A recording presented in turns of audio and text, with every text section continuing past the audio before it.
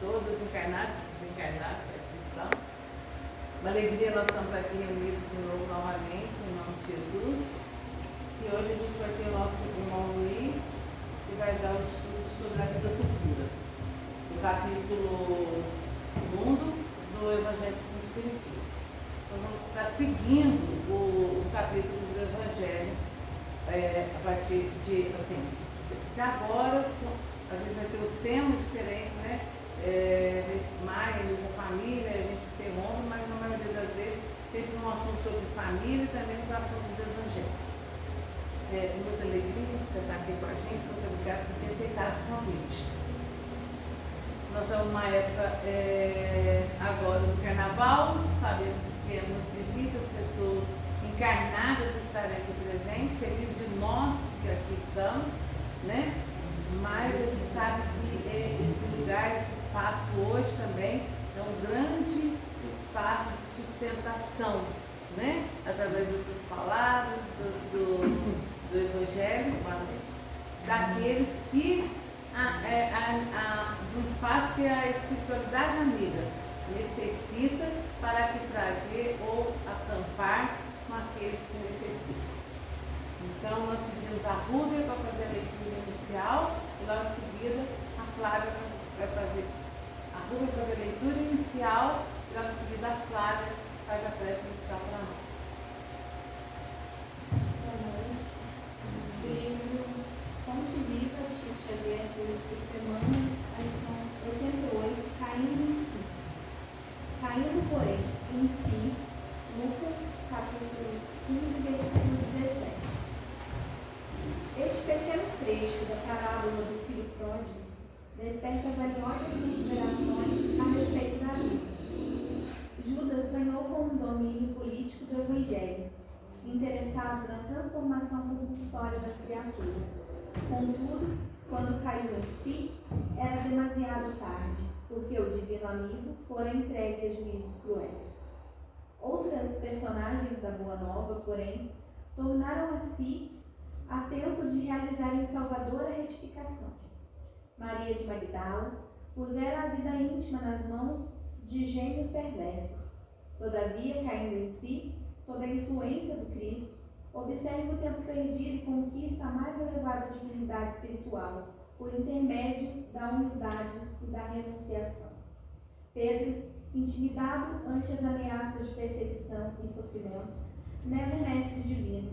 Entretanto, caindo em si, ao se deparar com o olhar compassivo de Jesus, chora amargamente e avança resoluto para sua reabilitação no apostolado.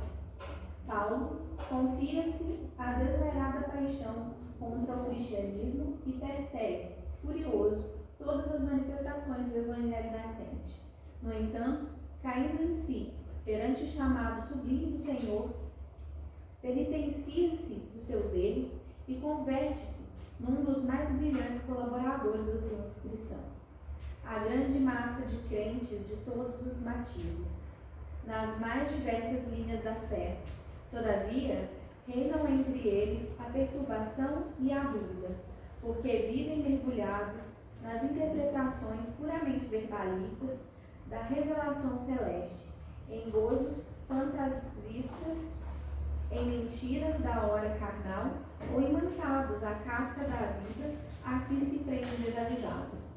Para eles, a alegria é um interesse imediatista satisfeito, e a paz é a sensação passageira de bem-estar do corpo de carne, sem dor alguma, a fim de que possam comer e beber sem impedimento. Cai, contudo, em ti mesmo, sob a bênção de Jesus, e transferindo-te então da inércia para o trabalho incessante pela tua redenção, observarás surpreendido como a vida é diferente.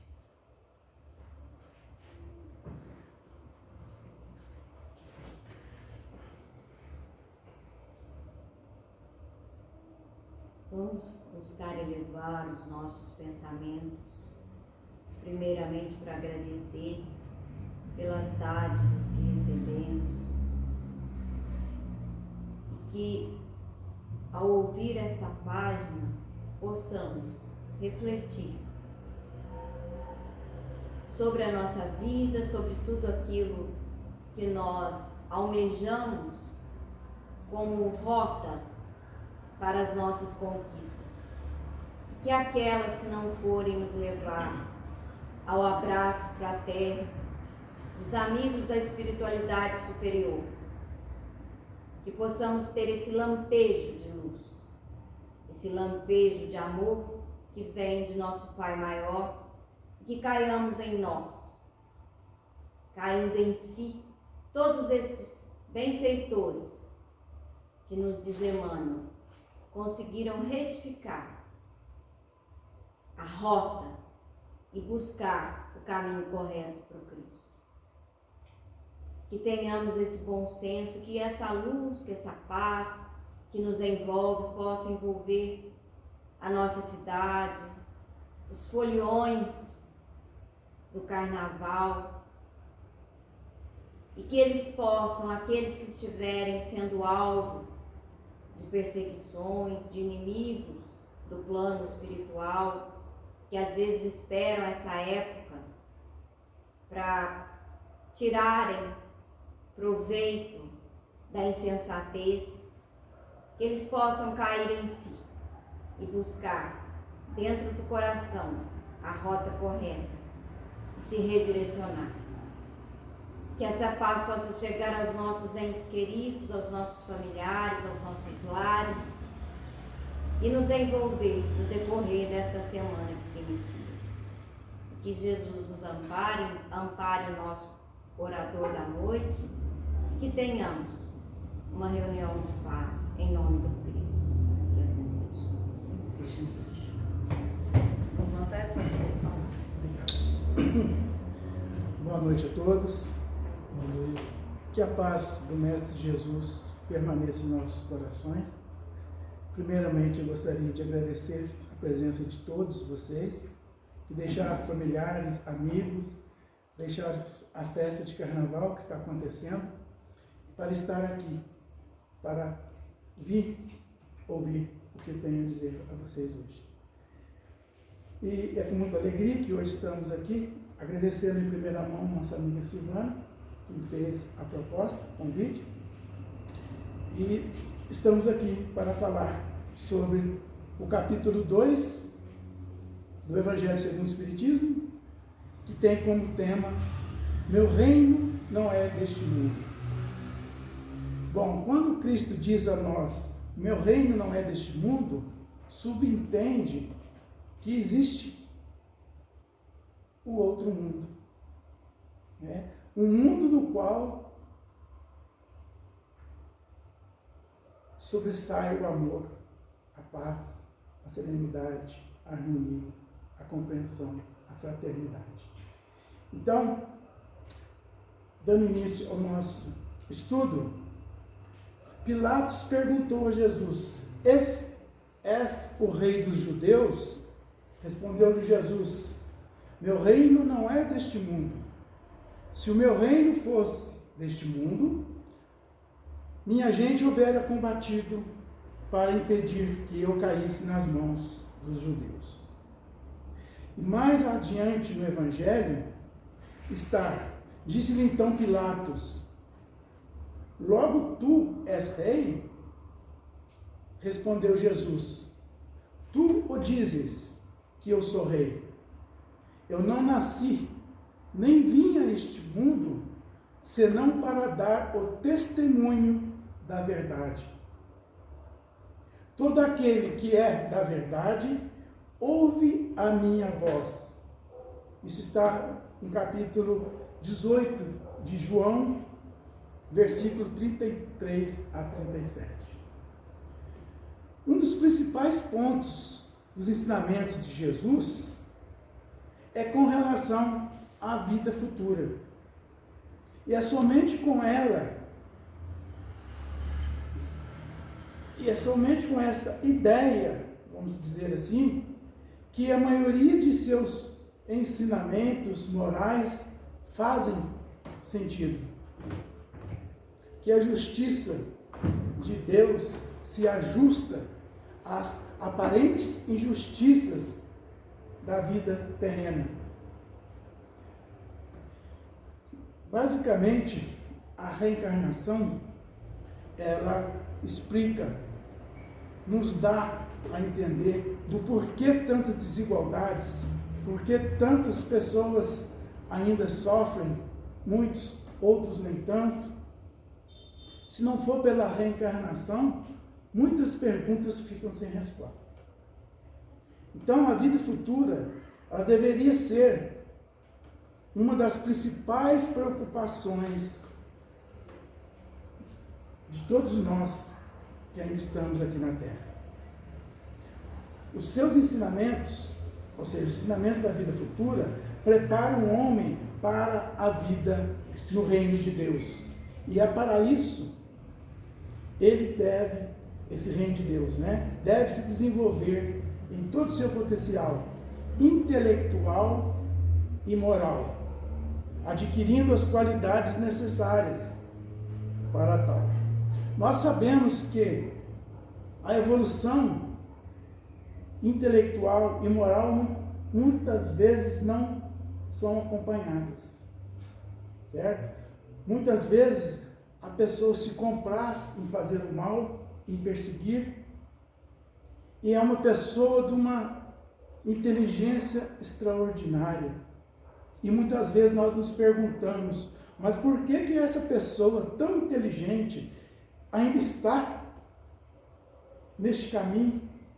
É justamente por isso, porque muitas vezes o ser humano, ele se desenvolve muito o lado intelectual, mas o lado dos hábitos e dos costumes, que no latim moralis vem de hábitos e bons costumes, ainda está longe. Quanto muitas vezes também nós conhecemos pessoas humildes que não têm uma intelectualidade, vamos dizer assim, desenvolvida, nunca frequentou bancos de academia, de faculdades, mas essas pessoas dão um banho de sabedoria, dão um banho de fraternidade, de amor. Só de estar perto dessas pessoas, a gente já se sente bem, não é verdade? E nem sempre essas pessoas teve a oportunidade de estudar, de vestir um terno, ou vestir uma farda, ou um macacão muitas vezes, muito menos uma roupa de doutor. Então, meus irmãos, isso também nos remete a uma reflexão que é sobre o verdadeiro espírita, que todos nós conhecemos. Reconhece-se o verdadeiro espírita pela sua transformação moral. Não está falando intelectual, fala pela sua transformação moral. E pelos esforços que ele faz para domar as suas más inclinações, os seus maus costumes. Por que será que tem só moral e não tem intelectual? Porque muitas vezes os hábitos e os bons costumes é muito mais difícil para nós. Verdade? Felizes daqueles que têm aflorado em seu coração. Os judeus da época de Jesus não compreendiam bem esta ideia de vida futura. Para eles, ao cumprir as leis de Deus, eles seriam recompensados pelos bens da terra, quer dizer, pelos bens materiais. As derrotas nas guerras, nos conflitos que eles tinham, e calamidades, eles entendiam como castigos de Deus, certo? Para aqueles que não cumprissem as suas leis. Jesus, ele revelou a essência de outro mundo, onde a justiça de Deus segue o seu curso, segue o seu caminho. Onde aqueles que agiram de acordo recebem a sua recompensa. Por essas palavras, então, Jesus se refere claramente à vida futura, que ele apresenta em todas as circunstâncias, como fim a que se destina a humanidade, e como devendo ser o objeto das principais preocupações do homem sobre a terra.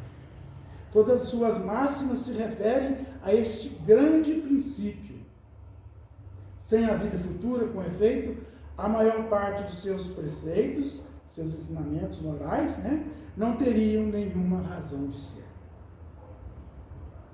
Por isso, meus irmãos, Jesus teve que adequar os seus ensinamentos à capacidade de compreensão daquelas pessoas de sua época.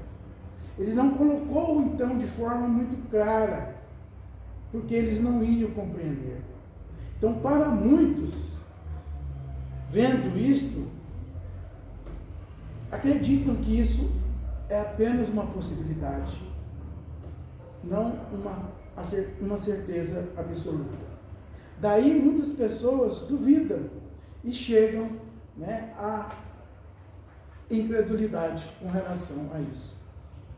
Então, é por isso que os que não creem na vida futura, pensando que ele apenas falava da vida presente, não os compreendem ou os acham simples, pueris, né? Este dogma, este ponto de fé, pode ser considerado, portanto, como ponto central do ensinamento do Cristo. Eis porque está colocado entre os primeiros, no início desta obra, que é o Evangelho segundo o Espiritismo, né? Pois deve ser a meta de todos os homens. Só ele pode justificar os absurdos da vida terrestre e harmonizar-se com a justiça de Deus. Quando Jesus diz, eu não nasci, nem vim a este mundo, senão para dar testemunho da verdade, todo aquele que é da verdade, ouve a minha voz, diz ele. Ele então está se mostrando como um enviado de Deus, o Messias aguardado, o Cristo de Deus, né? Mas tinha certeza de sua missão aqui na terra, daquilo que ele deveria cumprir, e cumpriu. Então, os judeus tinham ideias muito imprecisas sobre a vida futura. Acreditavam nos anjos, que consideravam como seres privilegiados da criação, mas não sabiam que os homens um dia pudessem tornar-se anjos e participar da felicidade angélica. Segundo pensavam, a observação das leis de Deus era recompensada pelos bens terrenos, pela supremacia de sua nação no mundo, pelas vitórias que obtiveram sobre os inimigos. As calamidades públicas e as derrotas eram os castigos da desobediência. Então, a gente vê claramente aí que essa vida futura era entendida como bens terrenos, materiais. Então, o Espiritismo veio no momento em que os homens estavam prontos para compreender este ensinamento em toda a sua extensão. A vida futura, então, deixa de ser uma questão de fé, deixa de ser um dogma e passa a ser uma certeza para nós. Moisés o confirmou ao dizer essas coisas, ainda mais fortemente a um povo ignorante de pastores, que precisava ser tocado antes de tudo pelos interesses deste mundo. Mais tarde, Jesus veio lhes revelar que existe outro mundo, onde a justiça de Deus se realiza. É este mundo que ele promete aos que observam os mandamentos de Deus. É nele que os bons são recompensados. Este mundo é o seu reino, no qual se encontra em toda a sua glória e para o qual voltará ao deixar a terra. É uma realidade, meus irmãos, demonstrada pelos fatos, né? A vida futura, após a morte do corpo físico, é relatada com todos os detalhes por indivíduos que agora habitam a vida futura, que comumente nós chamamos de plano espiritual. Eles relatam se são mais ou menos felizes, demonstrando a verdadeira justiça de Deus. Ou seja, tudo passa a ser muito racional. Notemos que todas as religiões falam da vida futura, mas somente o Espiritismo comprova que realmente existe esta vida futura. Então, aquele dizer que dizia, ninguém nunca morreu e voltou para contar para mim como é do lado de lá, isso aí não é bem assim, né? Existe um mineiro aqui, né, chamado Francisco Cândido Xavier, que psicografou, ou às vezes eu até digo escreveu, que fica mais fácil para quem não é espírita entender, mais de 490 livros relatando, né, como é o plano espiritual. Então, se precisar de mais provas, né? Então Jesus, ao dizer meu reino não é deste mundo, de forma tratada, de forma clara, ele nos mostra que ele não é este mundo, ele não é de caráter material, assim como entendiam os judeus lá atrás. E não está limitado a um lugar físico. Podemos considerá-lo como sendo o reino da vida futura que Jesus trata, bem como o reino da paz que podemos formar dentro de nós.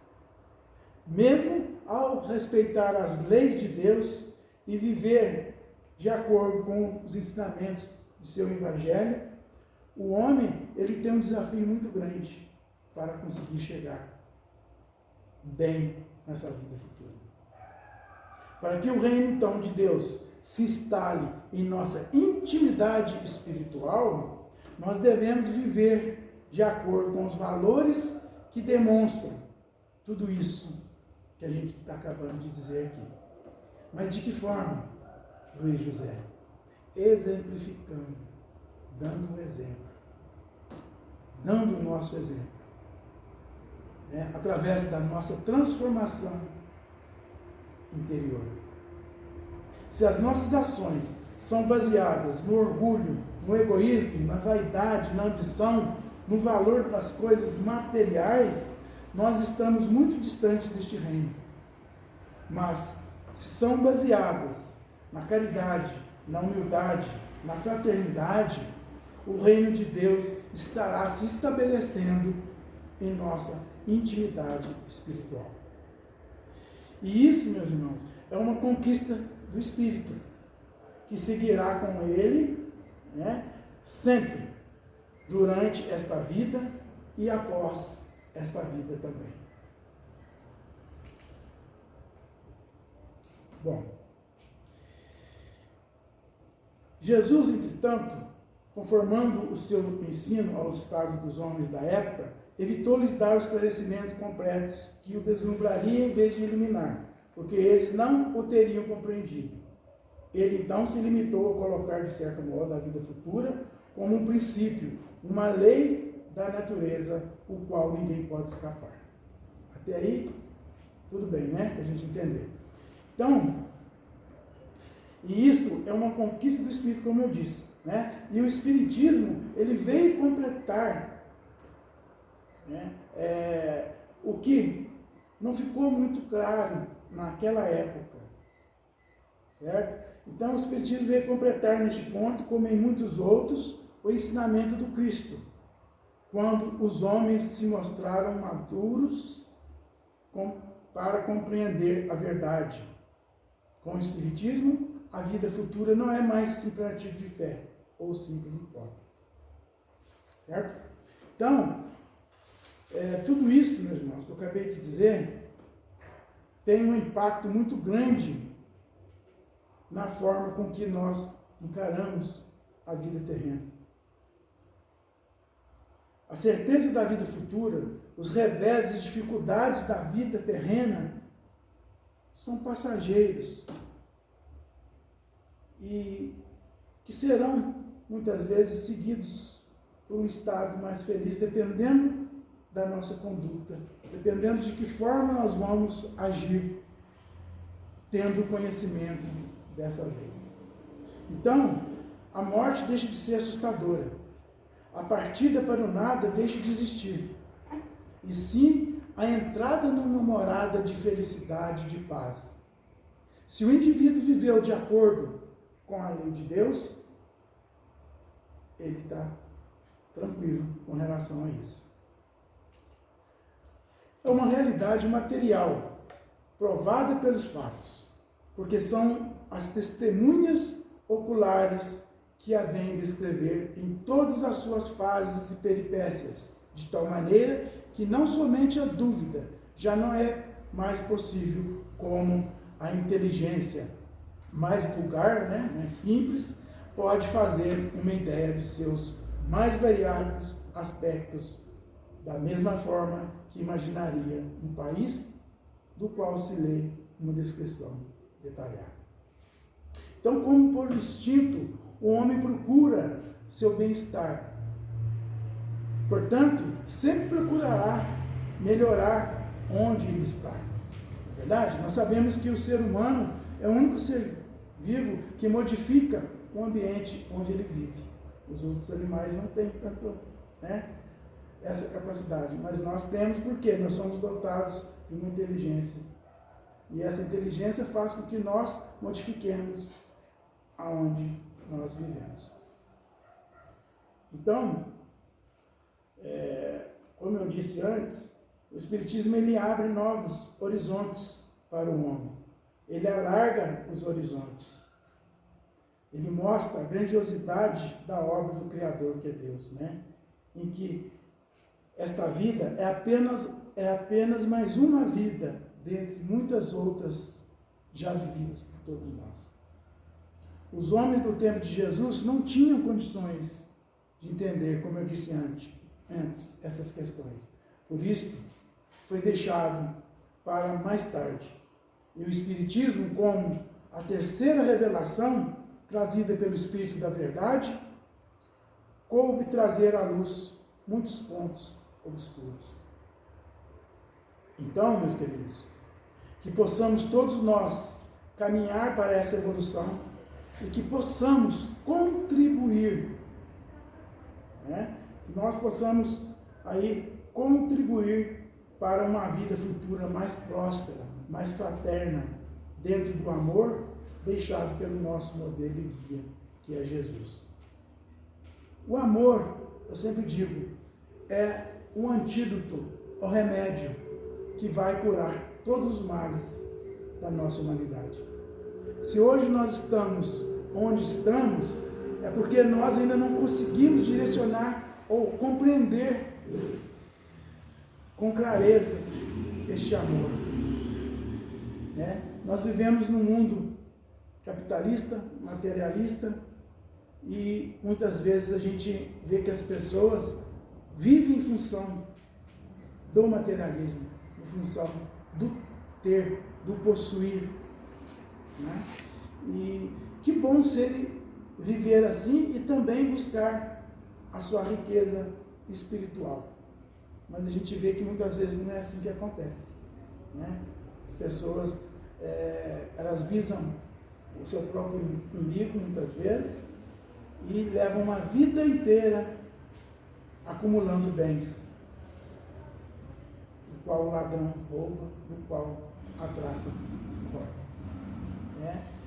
Então, numa palavra, se nós formos entender qual a missão do Cristo, o Cristo veio fazer o quê? Vocês acham que o Cristo veio aqui para nos trazer o cristianismo?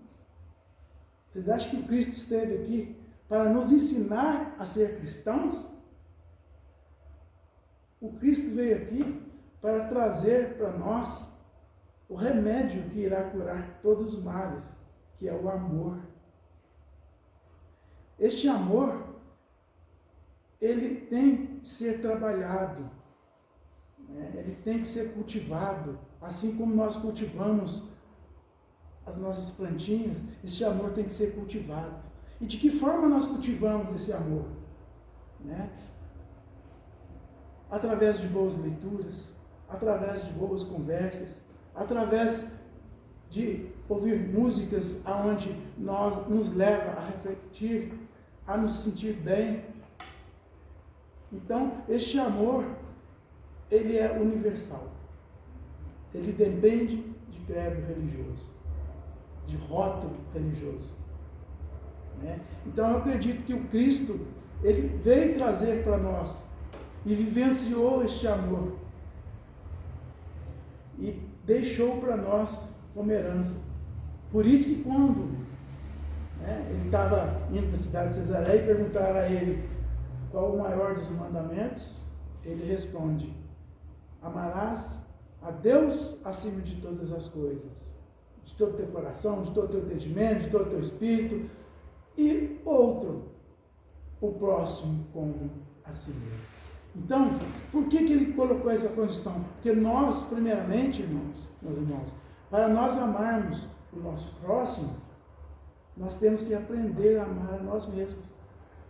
Porque nós só damos aquilo que nós temos. Nós não podemos dar aquilo que nós não temos. Se nós não conseguimos nos amar, se nós achamos que somos a pessoa mais feia deste mundo, se nós achamos que nós somos a pessoa mais miserável, mais,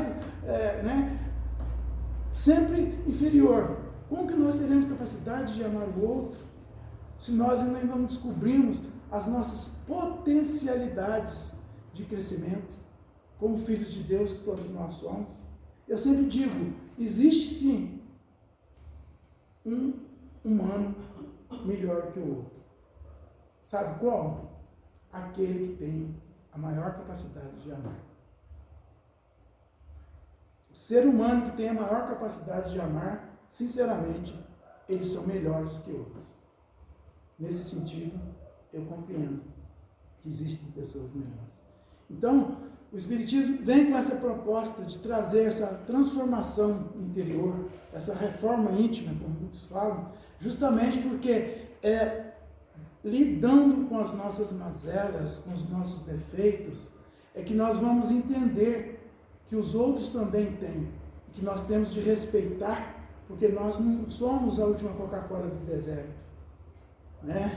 Nós temos muito que aprender ainda. Então, por nós termos muito que aprender, isso subentende que nós temos de respeitar o outro nos defeitos do outro.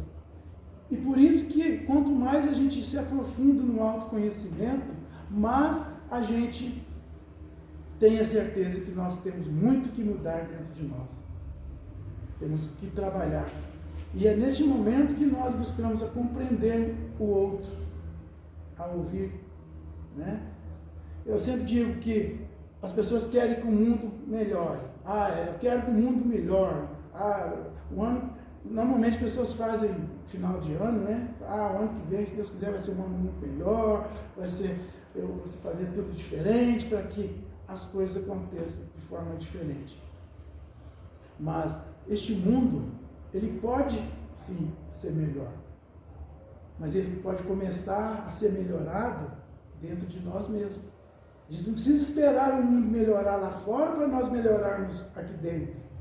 Nós temos que melhorar o mundo aqui dentro para que nós, juntos com outros, nessa vibração de amor, de paz, de fraternidade, serviremos de exemplo para os outros, que com certeza irá mudar. Não adianta a gente ficar querendo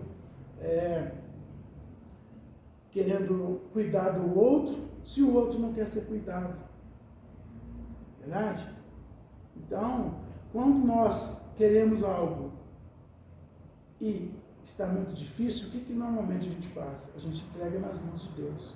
A gente faz a nossa prece e torce para que aquela pessoa melhore. Porque essa vida futura que nós estamos dizendo aqui, meus irmãos, ela está diretamente ligada aos nossos atos do dia a dia aqui. Não pense que por eu estar aqui falando, se dizer espírita, eu vou chegar lá, vai ter um banquete me esperando. Eu peço a Deus que mesmo que eu esteja no umbral, mas Ele vai estar comigo. Eu gosto muito de falar com os meus amigos evangélicos. Eles falam que, você é espírita, você vai para o inferno. Falo, mesmo que eu vá para o inferno, mas tenha certeza que lá no inferno onde eu estarei, Deus vai estar comigo, no meu coração. Porque não é o lugar que vai fazer a minha capacidade, a minha moral, mas é dentro de mim, é onde eu estou.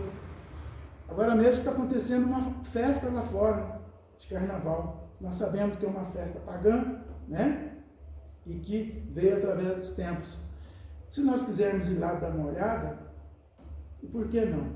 O importante é o que nós temos dentro de nós, não o que está lá fora. Mas você pode sofrer influência? Eu posso sofrer influência em qualquer lugar, às vezes até dentro de casa, não é verdade? Não é à toa que os nossos familiares reencarnaram conosco e muitas vezes são mais desafetos do que afetos.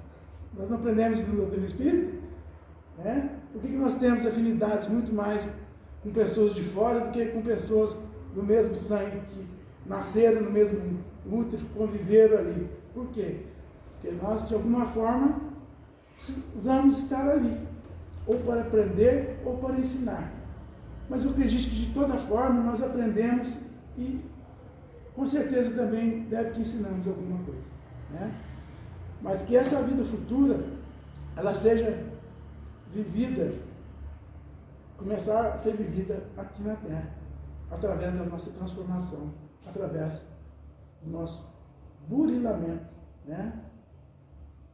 Eu sempre digo que a gente, quando entra na doutrina espírita, a primeira coisa que a gente assusta é que tudo que acontece com a gente, muitas vezes a gente vai ver que não é o outro que fez, ou que mandou fazer, ou que tem um Satanás ali dia e noite nos perseguindo, mas são as nossas escolhas, através do nosso livre-arbítrio.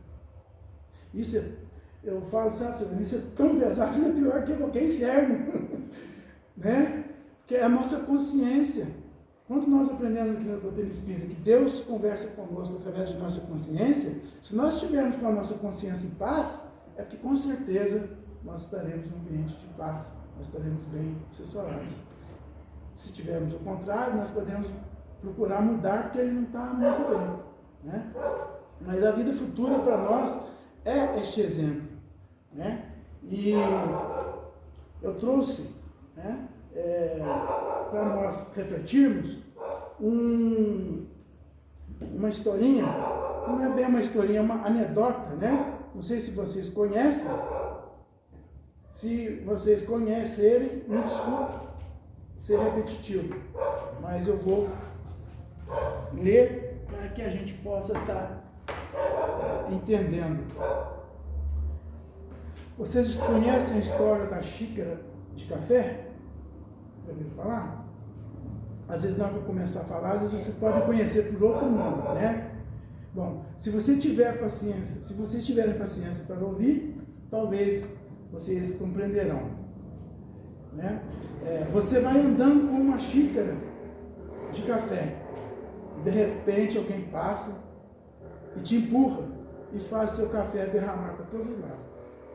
Então eu pergunto a vocês, por que derramou o café?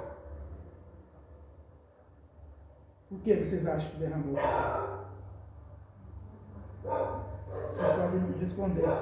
Derramou porque alguém passou te empurrou, né? Então, aí eu digo para vocês, resposta errada.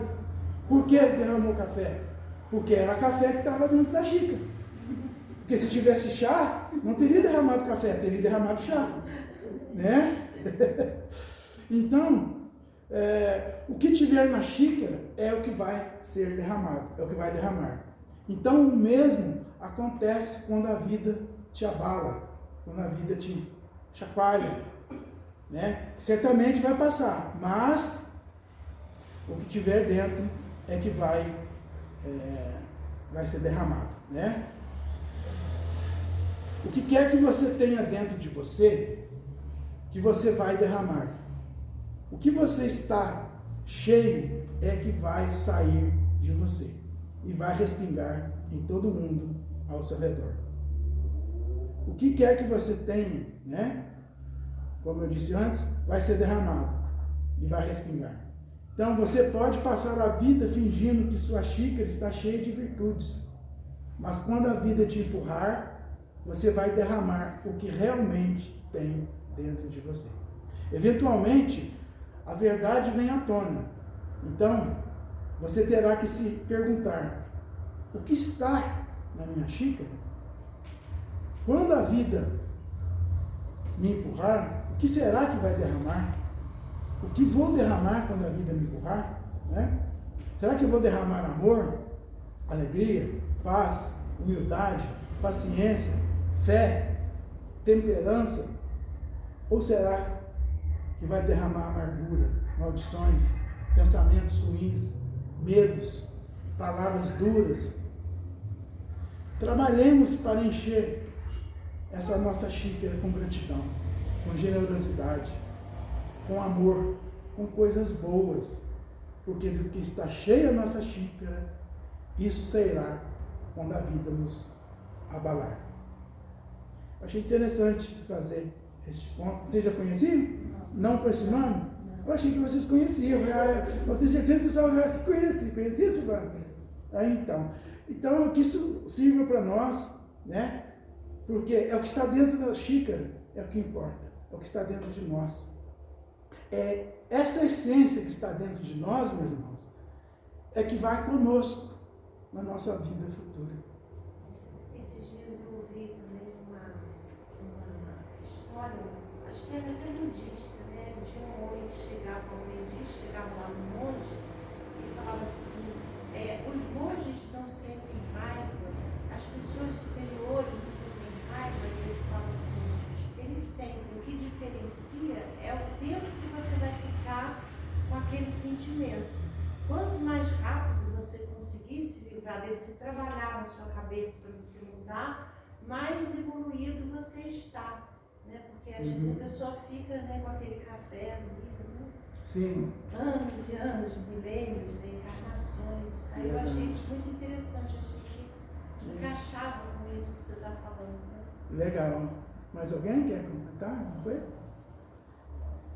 A gente fala muito sobre a mágoa, né, gente? Eu sempre falo que mágoa rima com água, né? Então, se a água fica parada muito tempo, o que acontece com essa água? Ela apodrece e transmite o quê? Doenças. Então, se a mágoa fica dentro de nós muito tempo, o que essa mágoa faz? Essa mágoa destrói a gente, traz doenças para nós. Começando por doenças emocionais, que se não forem tratadas se tornam doenças físicas, né? Então, essa mensagem que eu tinha para nós hoje, né? E espero muito que possamos sair daqui refletindo sobre a nossa vida futura e que a nossa xícara, ela ainda está sendo trabalhada, né? Ela não está cheia ainda, mas que possamos enchê-la de muita harmonia, gratidão, amor, paz, serenidade, enfim, essa paz, essa serenidade que vocês transmitem para mim. Muito obrigado. A gente agradece a sua presença aqui.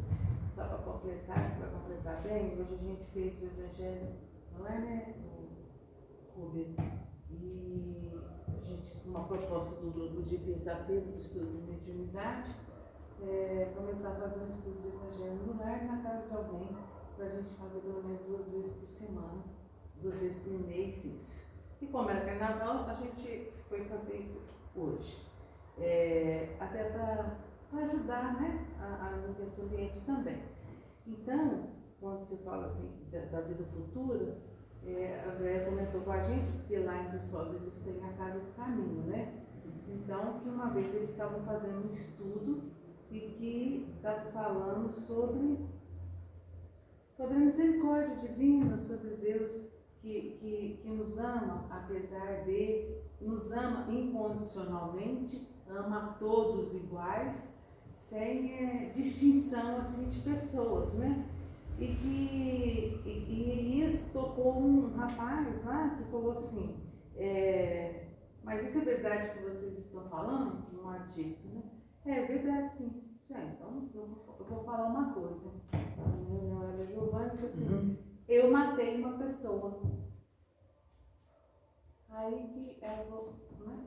Ficou assim, aí ele pegou e falou assim, mas até hoje eu vivi no inferno, porque eu matei, eu não tinha mais nenhuma chance, né? Então se eu matei, eu continuei errando até hoje, estava na drogadição e tudo por conta disso. Mas se você está falando que é diferente, que aqui vocês estão ensinando pra gente que é diferente, eu vou mudar. Vou mudar, eu já estou aqui, vou parar com as drogas, eu quero ser uma outra pessoa. Então isso é também, né, fechando o que você está falando, a vida futuro. Essa certeza de que nós temos, de que hoje eu erro, mas eu tenho o perdão, eu tenho o conserto. Porque quantas vidas, quantas encarnações nós erramos, temos errado, mas estamos aqui hoje na nossa melhor, né? Porque essa é a melhor que a gente tem. Então que a gente possa, pensando nisso, ficar cada vez mais perto das leis, né, divinas, para que a gente possa realmente acertar aqui como esse homem, né? Ele matou, aí explicaram para ele que ele ia ter, né, às vezes as consequências que ele vai ter que fazer e tudo, mas olha para você ver que bacana, você ter certeza de que a gente vai sempre ter uma chance, né? Então a gente agradece a você, agradeço a todos que estão aqui encarnados e desencarnados, e que a gente continue, né, nessas vibrações de amor durante esses dias.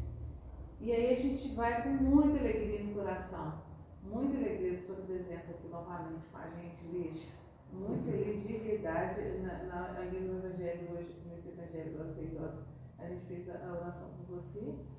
E como temos feito, né? Mas essa alegria de você estar aqui presencialmente com a gente é muito grande. Então, gostaria de ser, por favor, fazer essa oração final para nós. Querido Senhor Deus de amor e bondade, com o coração cheio de gratidão, nos dirigimos a Ti. Cheios de amor, amor pela Tua bondade, nessa força que o Senhor nos envia cada dia, nos auxiliando, nos fortalecendo, nos convidando a melhorar e a vencer o mal que ainda existe em nós mesmos. Que possamos todos, Senhor, essa mensagem da noite de hoje, pensar por toda a nossa semana, toda a nossa vida, que Teu reino não é aqui, Senhor.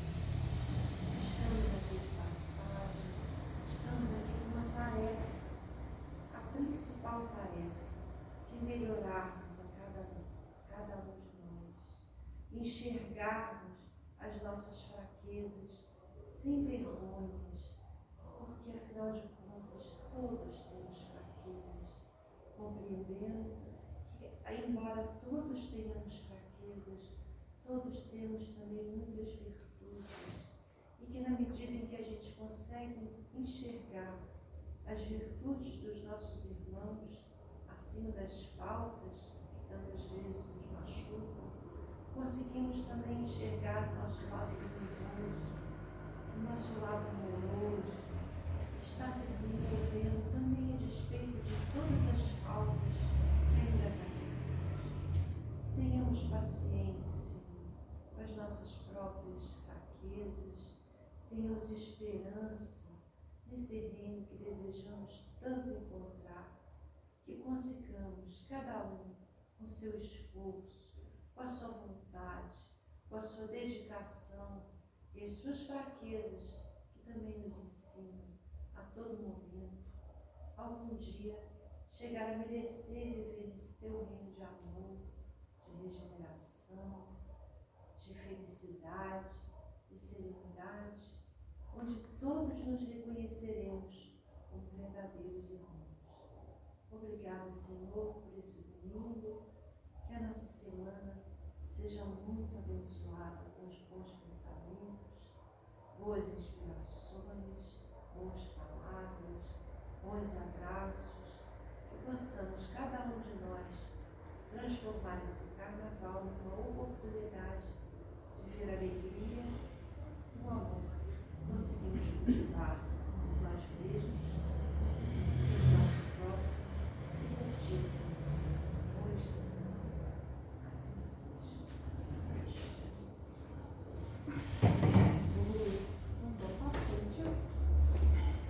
A gente vai fazer um passe coletivo?